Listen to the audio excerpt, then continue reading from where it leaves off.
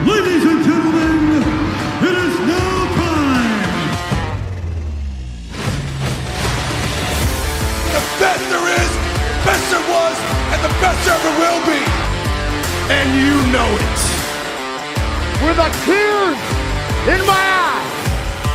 The cream of the crop. Acknowledge me.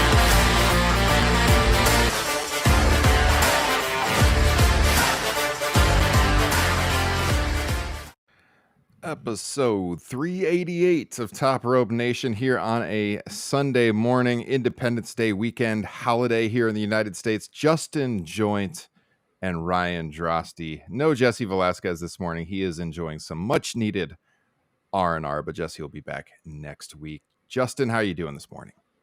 Pretty good. You know, we're in the throes of summer where it's just an absolute headache scheduling anything on a weekend, finding time. I was trying to figure out a weekend to hang out with a buddy out of town. It was just like, all right, this weekend works for me. And then he would be like, oh, nope, I'm out of town that one. It was just going back and forth. I mean, it is crazy times. It's fun, though. It's an absolute blast. Yeah. Might you be hanging out with any buddies soon? I sure hope so. Maybe. Is there anything going on next weekend? Oh, yeah. Yes, we do. We do have an all-in party scheduled, I believe, amongst some of our friends. But also, I'm supposed to be seeing you tonight, sir. Did you forget? Oh, that's right. I did forget. That's what I was referring to. My God. Oh, yeah. No, I was hoping that we'll be doing something for All In, but yeah, I will see you tonight. Yes, that is the plan, though. We'll hang out with some people for All In. Also, and yeah, and we'll be getting Jesse back next week. We'll review All In. I am not sure when we will do that. Might be Saturday night, might be Sunday morning. At some point in the weekend, make sure you're subscribed to the channel while you're here. So you get that notification. Turn the bell notification on as well. And then, of course, our podcast listeners, we love all of you too. Justin, you know, when we do these morning shows or even early afternoon, we love to have a little something in the glass. Do you have any coffee this morning? Well, my youngest had me up pretty early today, so I'm a little bit of a struggle bus this morning. Coffee's long gone. I got some gut health gimmick soda or something. Just it tastes like flat pop. It's not very good, but supposedly it's good for you. I've got some. It's a K cup, Starbucks K cup here in my nifty TCB mug that I thought you might appreciate. Ooh, very nice. Yes, indeed. But yeah, ready to talk a lot of pro wrestling with all of you. So hit us up in the chat, you guys, as we go. We'd love to get all of you involved. I did try something. We tried this a couple of months ago. We'll see how it goes. If you're with us on YouTube right now, I do have a super chat goal. If we get 5 super chats, I will give away 2 free months, or a free month to 2 of you for our Patreon. So if you want a free month of our Patreon, look, if we have 5 super chats, you got a 40% chance to win. So, you know, if you want to check it out for free, send us a super chat today. And at the end of the show, I will do a drawing for a free month. If you're already a patron, if you win, you know, I'll refund your monthly bill so that you get it for free as well. And that's how that will work. But as you see the names of all of our Patreon supporters going across the bottom of the screen, we appreciate each and every one of you. And we've had a lot of content dropping. I wanted to mention that, you know, even though there hasn't been a flagship here for the last 2 weeks, Justin, we took last week off.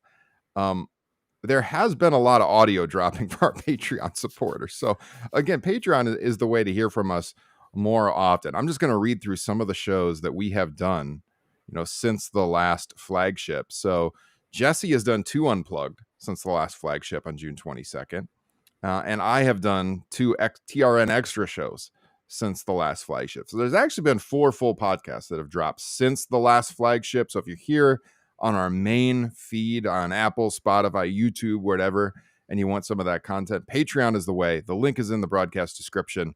And also you can become a TRN Plus member, which gets you some of our bonus shows, but every edition of Top Rope Nation Classics, the video versions, that's $2.99 a month. You just click become a member right here on the YouTube page, and you get access to the video version only. It's stripped down. You don't get the podcast version, but you still get the video version. It's a cheaper way to go to get some of that bonus content. We appreciate that support as well. And Justin, we're going to be doing the next TRN Classics here, I think some point this week Beach Blast 92. Yeah. Looking forward to that one. Yeah, I started watching that yesterday. Hopefully, maybe finish it today. We'll see. I think Tuesday night is the plan for Yeah. that. So we'll see what happens. And of course, we always go live for the Patreon supporters. So if you want to join TRN Classics live, you can check us out on Tuesday night. Justin, I think we'll start AEW. We are going to hit WWE as well. So if you're with us here and you want to hear WWE talk, stay tuned. Or if you're watching on demand, you can fast forward if you don't like AEW, whatever. But we are going to cover both companies. And certainly, Justin, I think we are more excited about AEW right now. I think we try to remain objective in our evaluation of pro wrestling. But I just think creatively, it's not even up for debate. I think AEW is putting on much better shows right now. To me, at least, I am really excited for All In. I mean, what's your excitement level for next weekend? Especially after this past Dynamite, which was just an absolutely fantastic show. It's high. And a big part of that is because, as you know, our former co-host Kyle would like to say, it's like, I'm nervous for the babyface. I really need Hangman to win this match. So I'm invested. I'm excited. The build has been slow, top to bottom from the card, but it really felt like it erupted on Wednesday, and it is going full tilt. They're hitting on all cylinders right now. Even like Collision feels, borderline must watch right now. So yeah, I'm pumped, man. How about you? Very excited. I wish I was going to Texas. Yeah, I wish it was here. more possible. If there would have been a cheap flight from Iowa, I would have considered it. But for some reason, all the flights next weekend are jacked up like twice as much as they usually are. And they have been for months. I've been watching. And it's a really long drive in the car. Yeah. So it's tough to pull the trigger on that. If it was anywhere in the Midwest, I would for sure be going to it. But yeah, I mean, I'm really excited. We've talked about this on the show for so long. I've been on this train since last fall that Hangman Page should be the one to end the reign of Jon Moxley. And if he doesn't do it, I would be stunned. Just because it's such a big show, they have to main event with that match. We've talked about this. It's going to be the main event. I just can't imagine Moxley retaining at a stadium show. You? To me, it sends. Okay, well, first off, for anybody, who isn't aware, the reason why we think Hangman might not win is because there is still more story with Moxley and Darby. Darby just, ascended Mount Everest and unfurled an AEW flag at the highest point on earth. I mean, that's incredible. And Darby deserves a big spotlight. He deserves a big match with Moxley, but it just, to me, it doesn't need a title. No. That's more of a personal feud. And really, his mountain to overcome is just beating Moxley on a big stage. And I think you risk, if you have Hangman lose on All In with, their biggest crowd ever in North America on their biggest show, I think you really risk maybe not hurting some fans, but having some fans tune out afterwards. What's going to make somebody want to watch Dynamite after All In? And I think that's to see Hangman's, coronation as the world champ. And you just really risk telling fans to not come to your next big show, because there's a chance they might get disappointed with the result. Yeah. John agreeing with you in the chat. I agree 100%. You can't get cute with this and think the title reign has some more steam in it and there could be more twists and turns. Now you have to pull the trigger. And I think Tony Khan will. Just given the venue, look, they're going to have probably 25,000 there. It's going to be between 25 and 30. I think the last ticket update was close to 21,000, and they always close really strong. They usually move a couple thousand tickets the last few days of the week before the show. They're going to have free tickets there that aren't being counted by WrestleTix right now. So they're going to have north of 25,000 people in this big baseball stadium. It'll go over it'll be a thud if Jon Moxley wins. They can't possibly do that. Now, if they don't main event with that match, then I would be worried. Yeah. But I can't imagine they don't main event. So I do think it needs to happen. They added, obviously, the Texas Death Match stipulation to the point of your t-shirt you're wearing this morning to the match, which should make it really, really fun to watch. But yeah, I think in the end, Hangman wins and we move into this new era of AEW. Here's a question I wanted to ask you. I've seen some people on social media saying because I do think a lot of the hardcore fans have really been getting on board with AEW of late. I've seen way more positivity about their booking than in a very long time from all corners of the internet. And one of the takes I've seen out there a lot is that the Death Riders storyline deserves the bulk of the credit for that. What do you think about that? No, I completely disagree with that. Although I will say, again, just like with AEW's storytelling right now, the Death Riders are hitting right now. But that felt like it was on fumes for months. At the end of 24 and the early part of 25, you think back to the feud with Edge. It wasn't good. But now that we're hopefully reaching the end point of the Death Riders story with the World Championship, it does feel like they're finally hitting their stride, that Moxley has kind of really figured this character out. And, you got to give him some kudos that it has worked to the degree that the fans desperately want Hangman to end, this group to get the title back. And I don't think that's all in a negative way, just because everybody hates the Death Riders and doesn't like the story.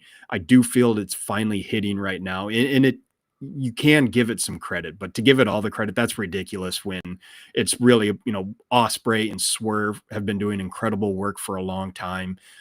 Hangman, his ascension, that's the thing. That's what I think is really getting people to buy into everything. So, I don't know. What do you think?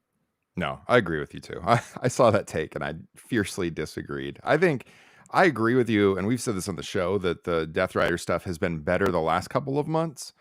But overall, we said it for months on the show that was like the one thing on the show that wasn't hitting, and everything else was. And I think a lot of the names you mentioned, Swerve, Ospreay, Hangman, like getting his mojo back here over the last year or so for sure.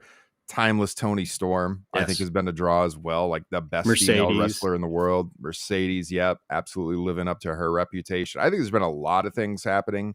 But yeah, overall, I think it's been a collective effort. I would not put the Death Riders at the forefront of it.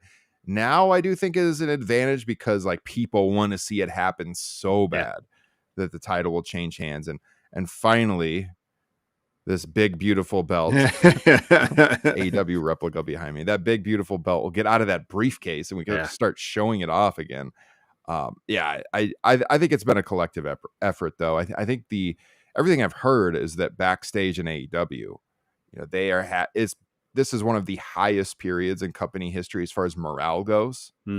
People are really, really having a good time there. Let's see. I am catching up in the chat here. This is always hard to do live.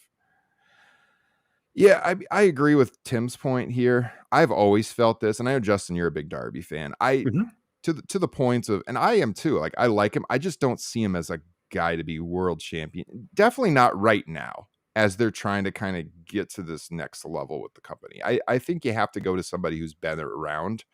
He's been gone. He's not going to come back with a ton of momentum. He'll get the pop, when he returns.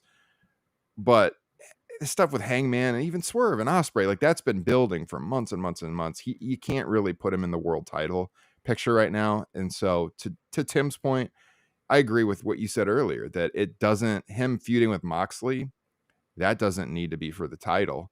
And, maybe they do Moxley and Darby and eventually bring back Bryan, with that storyline to finally have the Bryan Moxley match that they've set up last fall. So, they could do that as well. I don't hate the idea of Darby being AEW world champion at some point, but I agree with you. Now is not the time. Hangman is so obviously, all caps, the guy that you got to go with him. There's a reason why the company's hot right now, and it's Hangman, not Darby. Darby's been gone since December, something like that, so it's like, maybe there's a moment down the road, but there's also like a bunch of guys waiting in the wings for maybe a first or second world title reign. Swerve, Ospreay, MJF, the guys are there. So it would just be really weird to me to put it on Darby right now, or anytime soon for that matter. Now, there's another match on this All In card that could affect, what the main event scene, or at least the world title picture, looks like for the coming year, which that could make things interesting or awkward, but that's TBD. Yeah, let's go right into that. So they added that stipulation on Dynamite this week with the Young Bucks taking on Will Ospreay and Swerve Strickland. And now, before we knew, it was the Bucks putting the EVP titles on the line. And what they get out of that now is the stipulation: if Ospreay or Strickland cannot challenge for the world title for 1 full year if they lose the match. And I know, Justin, you got nervous right away. And I got a little nervous because I thought, all right, a year from now, yeah, they have All In returning to the UK. Ospreay can finally challenge for the title. He headlines the show. I could see that, but man, I just would not. I think that they would really be hamstringing themselves to take 2 of their top guys totally out of the world title picture. It would screw over Hangman's potential reign to not be able to do the match with Swerve, which is something we all want to see. I just can't imagine them going down that route. Can you? I can, just because of the Will Ospreay aspect of it. And like you already said, All In going back to London next year, that could make for a pretty huge moment, something to really lock in the fans for that show. But it does hamstring the world title picture for another year. Now, this is professional wrestling, so it's not like 5 months from now they could get out of that stipulation somehow. Maybe there's a scenario where Swerve turns on Ospreay and kind of aligns himself with the Bucks so that he can get back in that world title picture, takes the title from Hangman, maybe early next year, and then you build to All In, Swerve versus Ospreay. They've already given us 2 absolute classics in AEW. So we know they have the chemistry to pull off a big match on a big stage. So there are scenarios. There's scenarios where you can work around it. And I don't think the Bucks as EVPs, it got a little obnoxious for a while, the way they were, utilizing this quote unquote power. But I kind of would like to see them keep it. But I don't know. It's another fun one, though. I could definitely see it going either way. Yeah, I mean, it immediately made me think of, Cody's run in AEW, how they did that stipulation where Cody couldn't challenge for the world title. And I thought that was a huge mistake. I mean, you could go in our archives. We said it at the time, because for much of the early history of AEW, it was clear that Cody should be in the world title picture. He was one of the guys that built the company. Initially, was one of the most over guys in the company. And to take him out of the world title scene like that was nonsense. I never thought that was a good idea. I think it definitely hampered his AEW run a little bit. He did stuff with the TNT title, but he should have been at the top of the card. And so to do that to 2 of these guys right now, as the company is starting to feel like it's ascending again, and it's starting to feel like it has real momentum. We're honest on this show. At times when AEW has been down, we say it. We've said when their TV was not as good as it had been at other times. It has been very good for the last several months. And now there's a delay factor here. It takes a while before you see the benefits of a company turning things around as it relates to like live attendance, sometimes pay-per-view numbers, because you think back to like the WWF when they rose and ascended into 1998. We've talked about on the show before, that really started kind of in the summer of 97 when they started having much better storylines. The TV was much more appetizing. And then ultimately they got to the point where they overtook WCW. I think with AEW, I feel like it's working with what they're doing with television, running these smaller venues that feel livelier because they're full, but then running the pay-per-views in the big arenas. And now they're starting to move more tickets. I mean, if you follow the ticket sales, they have been much better of late. And the TV viewership has started to tick up a little bit. Like, people are catching on. Those of us that have been watching every week, we've been feeling this for a while, but I feel like it's starting to come to the wider audience now. And they feel like they're starting to recapture some of that momentum that they had in like 2021. And this kind of gets into the question that I put on the thumbnail of the show here on YouTube, Justin. And that was, can Hangman Page be the guy that takes them to the next level? Is he the guy that, if you think this company is starting to ascend again. Is he the right choice for world champion? And can he be that guy, Justin, that takes him to the next level? Yes, absolutely. Now, like, I don't know what his merchandise sales look like. I assume he's a mover, but they have all the data, and I don't think they would be pushing him as the main event of their biggest show of the year if he wasn't moving numbers, if he wasn't moving merch, if people weren't tuning in for, his segments on television. I everything to me says this is the character, this is the guy, this is the time, which, again, not to take anything away from Darby, but he's not Hangman. He's just not on that level right now. And it's weird. The only reason why I could think of that they wouldn't go with Hangman right now is because it just feels like there's a little bit of a dearth for heel challengers going forward. Now you could just maybe run back the Moxley feud for a little bit after this. There's Okada, Takeshita, MJF, but I don't see where they're going to go moving forward after if Hangman wins. But I think that's an easy problem to solve, So Well, how do you feel about Hangman right now? Well, yeah, I mean, there is that issue. I don't see the logical feud outside of Swerve, but I think that they can elevate someone pretty quickly. I think, the counter argument is just that, oh, well, we'll just continue people chasing Moxley, but they've done that for months now. So yeah. I don't think there's any more positives to that. I think that they have a deep bench of people, and they can pretty much take a heel and go full steam ahead with them and elevate that person. I mean, they've got Forbidden Door coming up, so they can just do an interpromotional match there, which gives them even more time to build up a credible challenger by the time you get to All Out in Toronto. So I think that's an easy problem to fix, like you said. I'm not too concerned about that. I do think with Hangman Page, the biggest thing he has going for him is that he's clearly extremely authentic. And when you think of the people in wrestling history that get that buy-in, they're either like just an over the top look and personality. You can think of somebody like a Hogan in that regard, obviously, or they're super authentic and people buy everything that they're selling. That used to be CM Punk, like that's how, when he really got over in 2011, it was because he seemed like the authentic guy that shined through the TV screen to you. And that's definitely Hangman Page right now. He has that believability factor. The character work is the best in the company. I've been pounding this drum for months and months and months. And so the merchandise point, I just pulled up their top sellers on Shop AEW right now. He's always in the top 5. Right now it's MJF, Swerve, Toni, Storm, Hangman, Ospreay. So he's in that top 5 pretty much every time I look. So he's moving a lot of merch. I think he has the coolest merchandise on average. Oh yeah. Like, anytime he releases something new, it's like, yeah, I'd wear that in public. Like, he has really good merchandise. So I think he's moving merch. I think there's the buy-in from the hardcore audience. But if you're just tuning into AEW, you never watched him before, and you see him come out that tunnel, the presentation, dude, the entrance that he has, we've talked about this, the way the camera swoops over that tunnel, it's got a good theme, all that stuff matters in pro wrestling.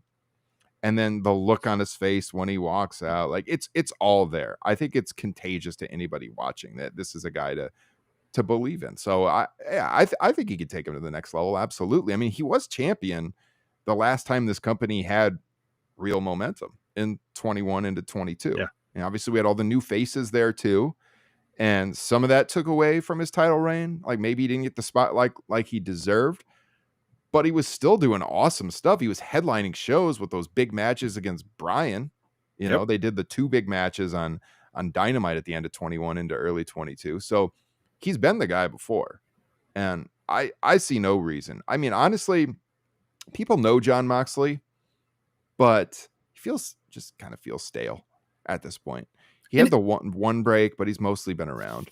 And it does feel like, totally to your point, there feels like there's one more level that Hangman could go as the face of the franchise, and we didn't say it, but like, what the hell would him losing at All In do to him? I mean, that would just completely kneecap any of the momentum. As we've already said, Hangman is a huge reason why they're being so successful right now. And another point that we didn't bring up about why AEW is, I think, doing so much better is that it seems since they signed that TV deal that they have the full backing of Warner Brothers. They had the thing with Superman, the movie that's coming out just recently. There was another one not too long ago, but this is so lame. But there feels like a synergy there with the company and Warner Brothers.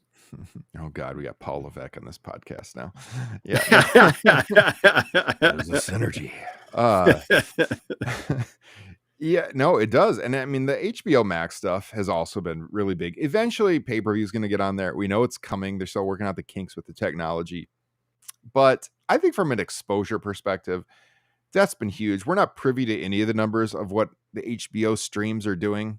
But when you see the headlines of like their TBS viewership is the best they've had in months and months and months, and none of that factors in HBO, you really know they're doing, the show is being watched by over 1 million people every week. There's no question about it when you add in HBO. So, I mean, their viewership is way, way up. HBO has helped as well. And I'm just, really excited with where this company is headed and to see if Hangman can be that guy. Mm-hmm. I will say, Justin, and I saw people talking about this group here in the chat. I wanted to bring this up. This is one of my concerns I have a little bit about AEW right now, to kind of flip in the other direction, because we're talking about possible challengers for Page. And I'm seeing, do they go right to Swerve, John said, or bring up Fletcher, MJF, one of the Hurt Syndicate people, maybe Bobby Lashley. I think that'd be cool, Hangman and Bobby Lashley. Here's one of my concerns, and I said this from the very beginning. I never liked putting MJF with that group. I didn't think it worked. I thought Hurt Syndicate was they just naturally were getting over. They were like the coolest guys on the show. The crowd reactions to them. And like, they might have been presented as heels, but they were the fans loved them. Yeah. And now with MJF, it just made it confusing because you're supposed to boo MJF. And I think it's been a detriment to that group. I think Hurt Syndicate has lost a ton of momentum. I wouldn't have kept MJF with him this long. They're got to do the split soon, because I think actually it's really hampering Shelton and Bobby Lashley. Your thoughts on that? I've enjoyed it a little bit more than you.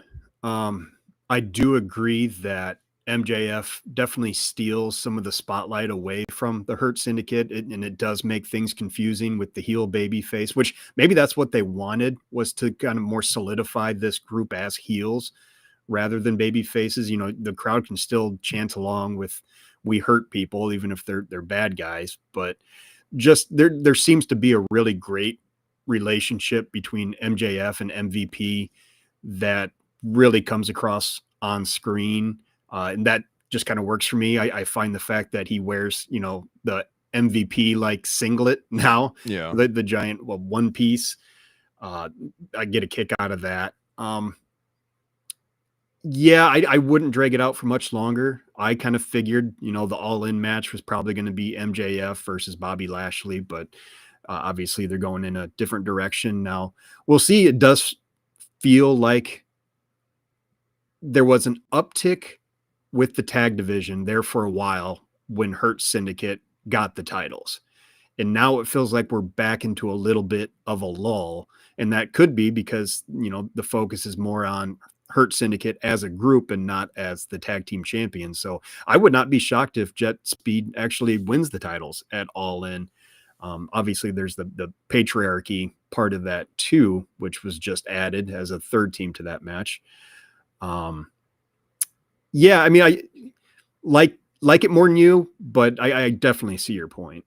Yeah, I was just such a huge fan of those guys when they're on the rise, when they were fresh, and I just feel like they don't stand out to me anymore. It's more just about MJF, and they're in the background, and it'll be fine when they do the split. There are a lot of different directions they could go here. Like, they could lose Jet Speed, like you said. MJF could cost them the tag titles, and then you get into that feud, and maybe you do Bobby and MJF in a number one contenders match, and you set up a feud for Hangman, but then where does that leave Shelton? That could be a problem. God, you could if you wanted to, you could keep Swerve and Ospreay together. You could give them a run with the tag titles. There we go. That would be fun for a little while, at least. They have a lot of interesting directions. I just don't like MJF in the group. I think it's a little confusing. I mean, like, I know why they're doing it, I guess, if they wanted to get the heel reaction for the Hurt Syndicate, but like, I don't know. And also setting up Bobby MJF, but I just felt like they would get there sooner than they are. And everybody knows MJF's going to turn on him. It's obvious, Yeah. so we'll see.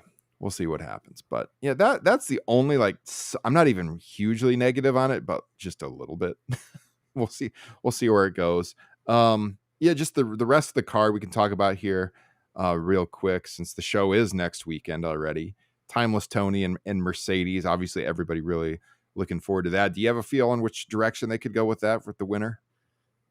I don't. I really don't. Mercedes is still undefeated. So do they keep rolling with that for a while? But then that makes you wonder, like, well, who are the challengers? Who is the person that's going to get the rub from finally beating her? Mm-hmm. I think Mercedes has done a great job of solidifying herself in AEW, making her feel like an AEW talent and not like an outsider.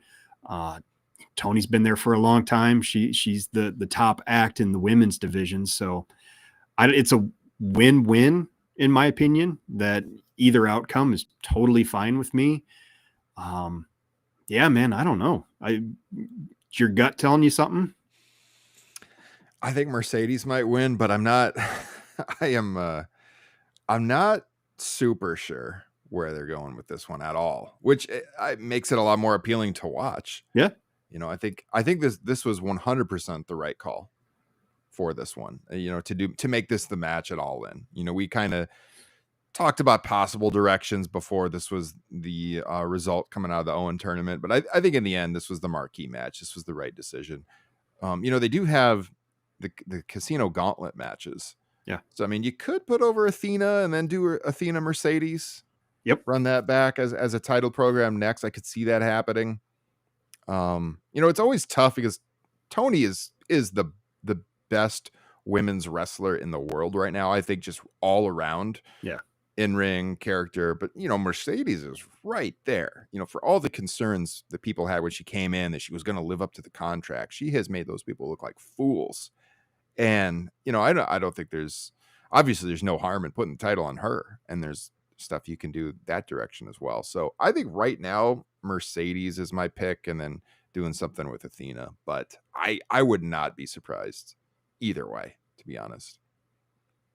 Yeah, I mean, it always comes down to, as long as they got a plan for whoever's going to lose this match, then I'm okay with it, as long as that plays out well. Yeah.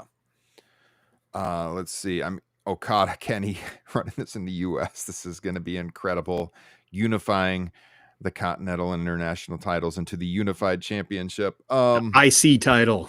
Yeah, the IC title.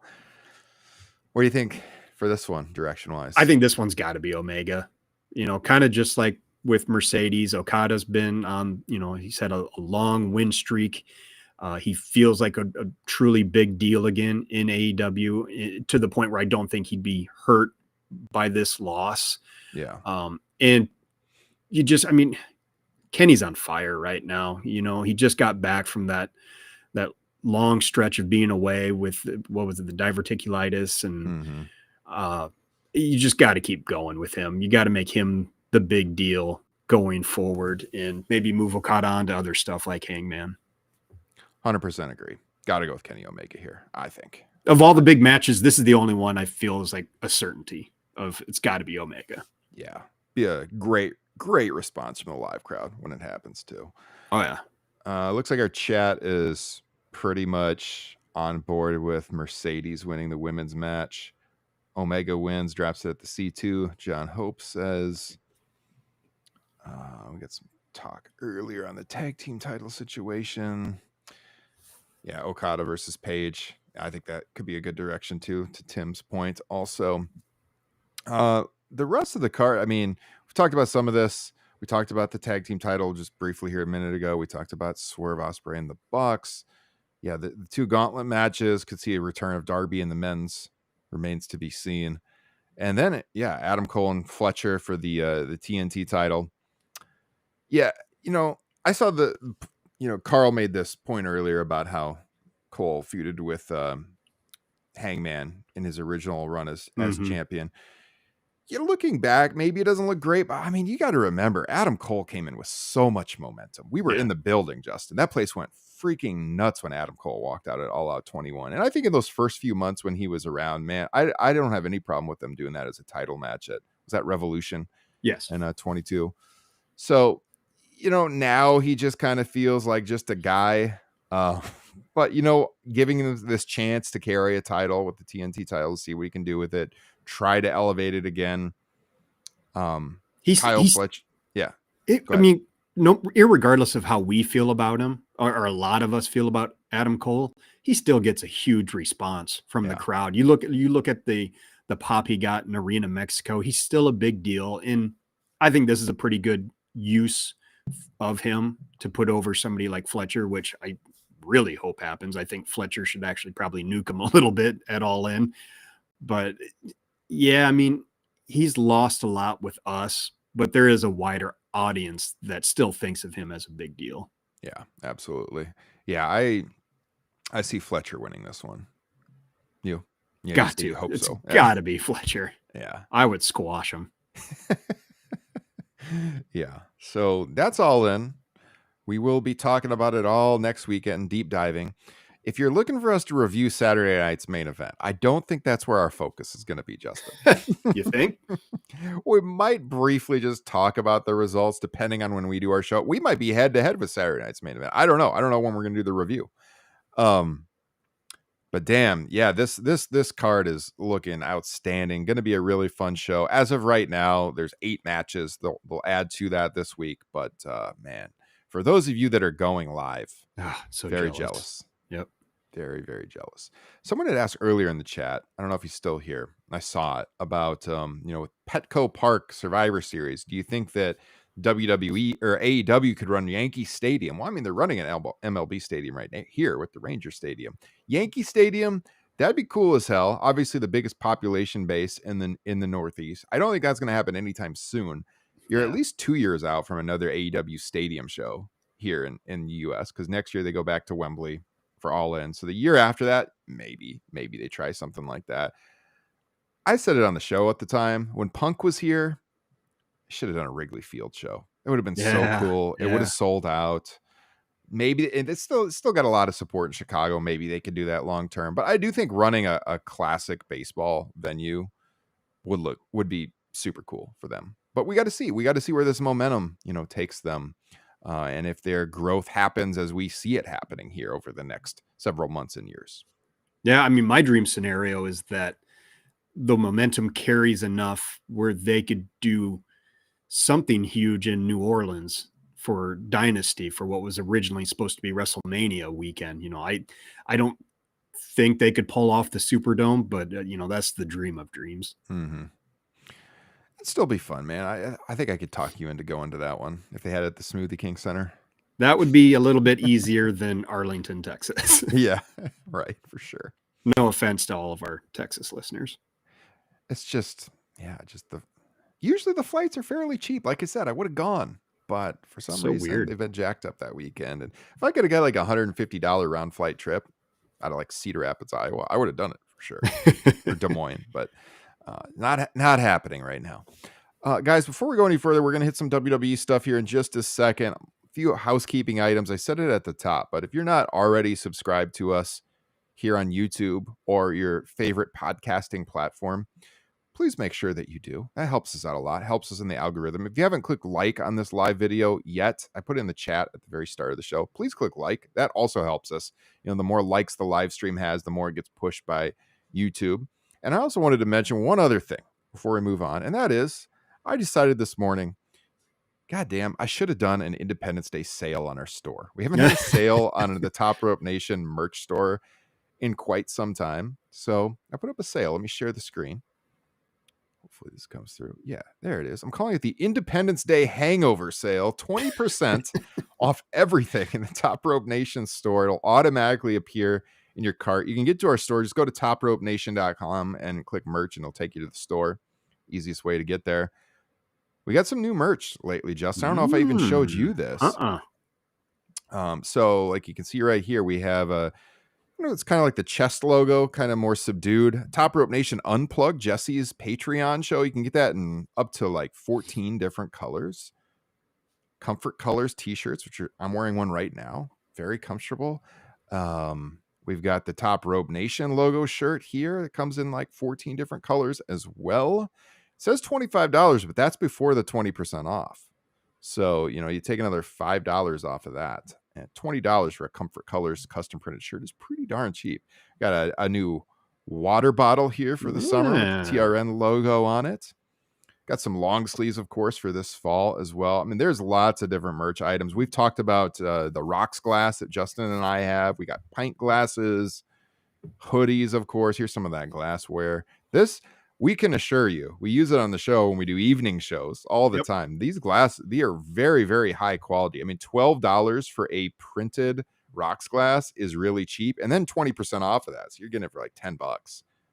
Justin and I have the one with the TRN logo on it, and I use it all the time. I was very impressed when that came in the mail. It's very heavy. The logo's on there really well.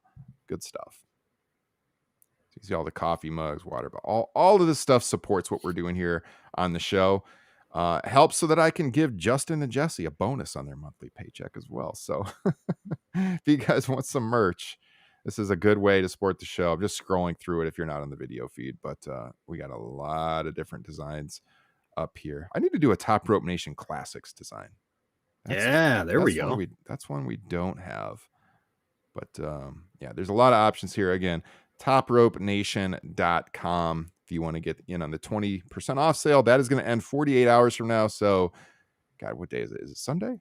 Yes. Tuesday. Tuesday at noon, that sale will end, so you can get in on that and support the pod. All right.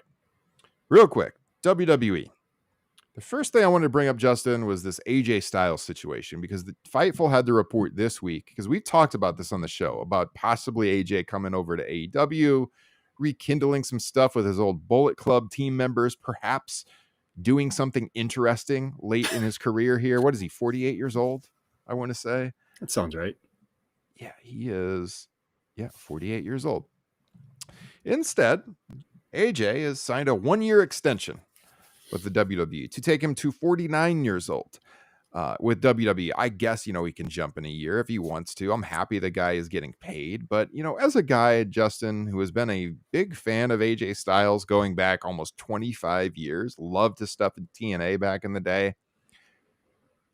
Not to sound negative on WWE, but this is just boring, is it not? Like, what is there for AJ Styles to do in the WWE? It's not like he wouldn't get paid well in AEW. I'm sure WWE is paying him very heavily, but this guy's made a lot of money. And just, selfishly as a fan, I just think creatively it would have been so much more interesting to see him do something new. We're long past the Jake Roberts rule here with AJ Styles. He came in almost 10 years ago, Rumble in 2016. Hard to believe.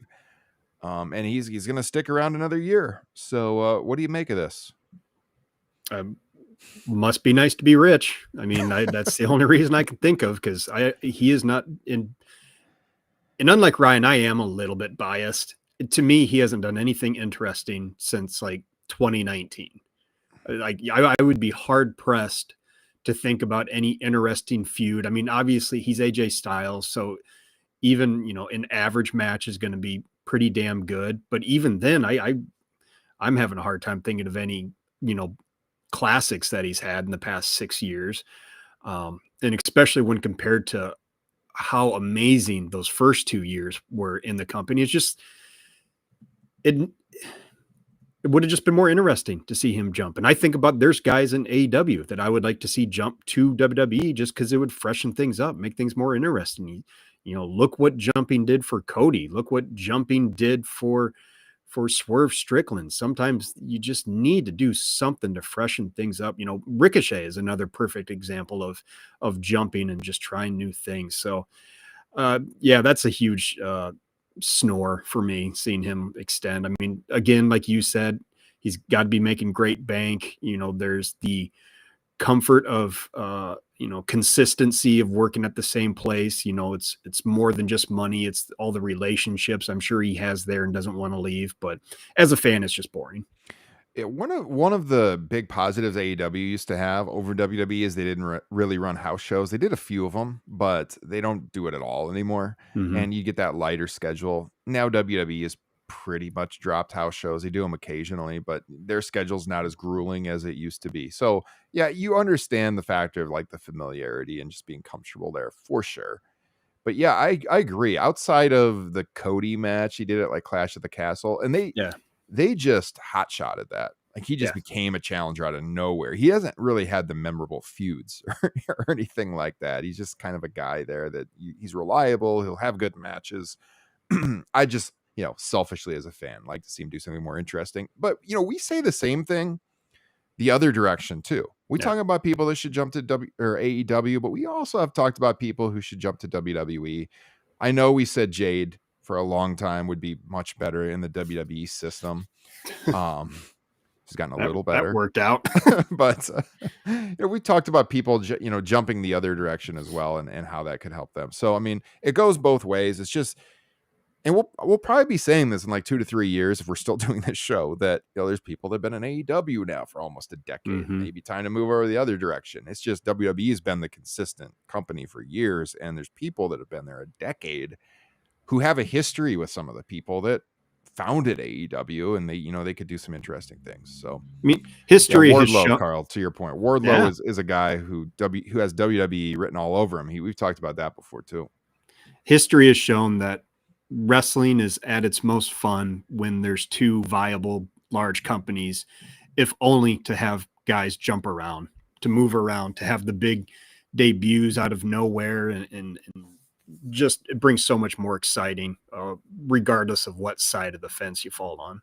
Yeah, it just makes the business way more interesting. I mean, when we started this show in 2016, there was one company. We would occasionally talk about New Japan back then, but it was mostly all WWE, little ROH here and there when, the Bullet Club was rising. But it's way better now to have two national companies to go back and forth on. So let's talk about what one of those companies is doing next weekend.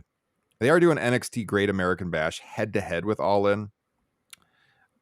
Look, man. Wait, when is Evolution? I thought Evolution was that day too. That's Sunday. That's the Sunday. Next day. Okay. Yeah. So the Great American Bash NXT show does go head-to-head with All In during the afternoon. Guess what I'm not going to be watching. Look, if you're going to watch that over All In, more power to you. But I can't imagine. I can't imagine tuning in for that show. But that night, they do have Saturday night's main event. I'll just hit the card real quick. These are the 3 matches. Orton versus Drew McIntyre. Set this up over TV this week. LA Knight versus Seth Rollins. Set that up this week on TV. And then a couple of weeks ago, as we know, Gunther against Bill Goldberg. Oh boy, Justin. Bill Goldberg wins the World Heavyweight title just hours after Hangman. I mean, you look at those moves side by side.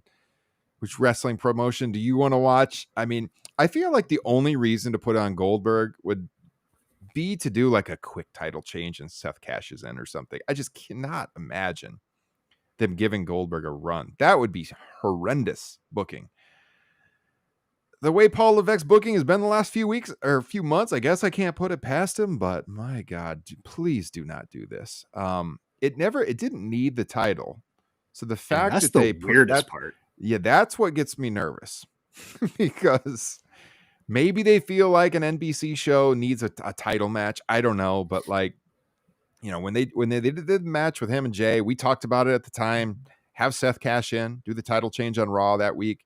They didn't do it. Instead, Gunther wins the title back clean, and here we are. I'm a little worried, but like I hope Gunther wins. That would be such a shitty thing to do to Gunther too. Just to have him drop the title to Goldberg only for like Rollins to cash in. Like, what's the point of that? That's so lame. Gunther's doing tremendous work right now. He's been one of the few things I actually really enjoy watching on WWE television. So to do that to him would be really shitty, especially for a guy who's like, would that be Goldberg's last match, is to have him beat one of your world champions and then just drop the title to Money in the Bank cash in? That's lame. Yeah, it's real lame. So I sure hope not. I hope it's brief. If you look at Goldberg's last several matches, I've run down this on, I think, the extra shows, and I know Jesse's talked about it on Unplugged too, but mostly he's not had good outings. So you need to keep this brief. And he's been losing in all of his matches in the last couple times he's returned. Yeah, I'm going to pull up his matches again because I've blocked some of this from my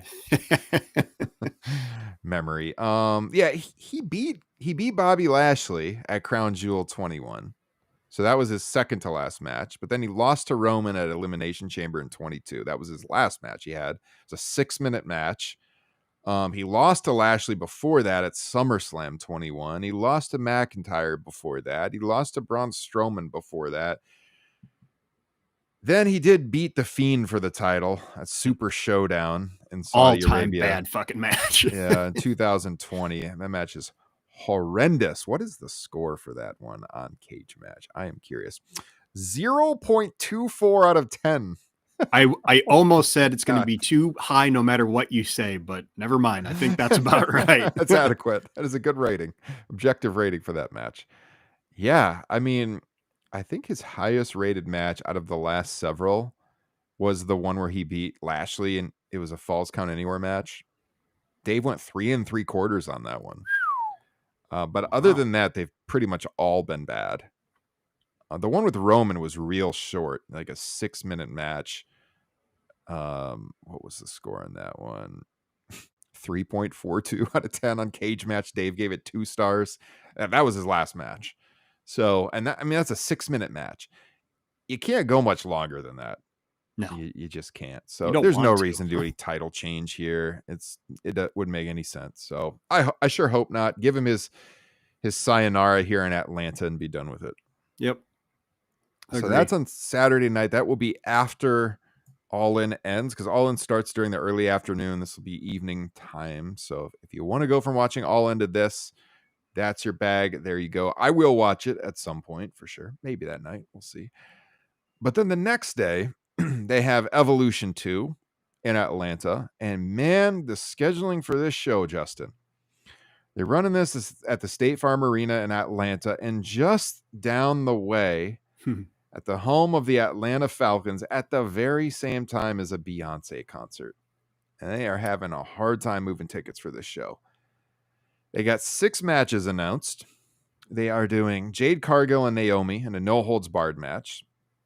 They just set this one up on SmackDown. It was taped Monday, but aired Friday night. Tiffany Stratton against Trish Stratus. Basically, they've done this thing where the champions get to choose who they are challenging. Or who is challenging them, I should say. So Tiffany is taking on a returning Trish Stratus, and then Io Sky is taking on Rhea Ripley, which should be an awesome match. Mm-hmm. They've got Raquel Rodriguez and Roxanne Perez defending the women's tag titles against the new team of Alexa Bliss and Charlotte Flair, and 2 other teams that have not yet been determined. They got JC Jane defending the NXT women's title against Jordan Grace. Should be a good match. And they got a battle royal for a women's title match at Clash in Paris coming up. They have not announced the participants for that. I mean, that's going to be the match where everyone gets thrown in that doesn't have a spot on the card. So, I mean, like, the card's decent. I'll watch the show. It just sucks that, like, you know, I could see some of the people who are in charge in WWE saying, oh boy, you know, the tickets move pretty slow for that show. Not sure we can do another all women's pay-per-view event.